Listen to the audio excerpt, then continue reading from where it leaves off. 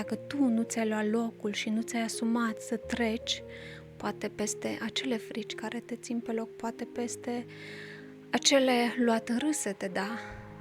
Atunci tu nu vei putea să atingi acele vieți pe care tu le-ai putea atinge din cauza că ai preferat să rămâi în zona ta de confort, în ego și asta este trist pentru mine și eu nu vreau să stau în fața Creatorului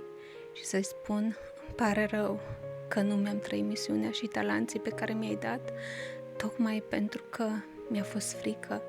tocmai pentru că cineva m-a râs sau cineva m-a părăsit sau cineva nu m-a băgat în seamă. Și cred că iadul este atunci când tu întâlnești ceea ce ești cu ceea ce puteai să fii. Și cred că într-o zi vom sta toți și vom da socoteală.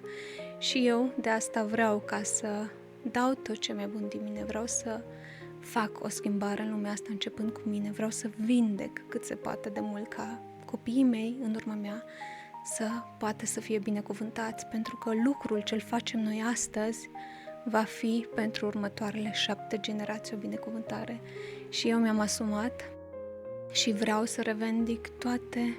drepturile strămoșilor mei, tot ceea ce ei nu au trăit, toate chinurile lor, toată foamea lor, tot ceea ce au avut sau nu au avut. Vreau eu astăzi să vindec și să mă asum ca următoarele generații să fie